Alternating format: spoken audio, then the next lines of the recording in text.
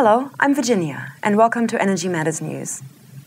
The Australian Energy Market Commission has forecast residential electricity prices to rise 30% from last year to 2013.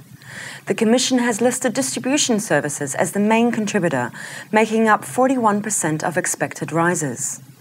Renewable energy support, such as the Renewable Energy Target and feed-in tariffs, are expected to account for only 4.5% of the increases. A solar industry and governmental roundtable conference being organised by the Australian Greens will be held on the 8th of July. The conference will include issues facing large-scale solar energy deployment, such as the necessity and success of feed-in tariffs. Greens Deputy Leader Senator Milne believes that Australia is losing its best solar prospects, such as Origin Energy's Silver Cell plant, which recently moved from Adelaide to the US, to overseas markets due to the lack of policy support. The roundtable is part of a deal struck between the government and the Greens back in February, after the government slashed funding for its solar flagship program to pay for flood damage.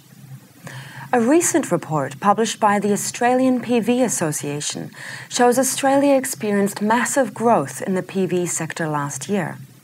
A total of 383 megawatt of solar panels were installed in Australia in 2010, a 480% increase over 2009.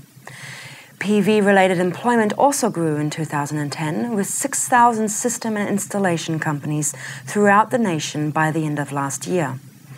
Collectively, the PV off-grid and grid connect industry has been valued at over $1 billion. The association says last year's growth was driven by a combination of support from the now defunct Solar Homes and Communities program, the current Solar Credits program, and feed-in tariffs.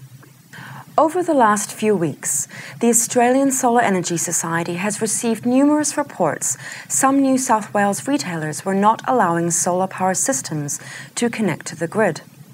The New South Wales Government has now confirmed that it will allow all new home solar system connections on the basis of net metering and has verified this with the state's electricity retailers. The Electricity Supply Act requires an electricity network to connect a generator to the grid, providing it complies with all relevant safety, technical, and metering requirements. Customers can use electricity generated from their solar system in their home and feed any remaining power back into the grid. New South Wales consumers have been advised to shop around for electricity retailers offering feed-in tariffs for surplus energy generated. Check the Energy Matters website for further information on any of the news items covered in this episode.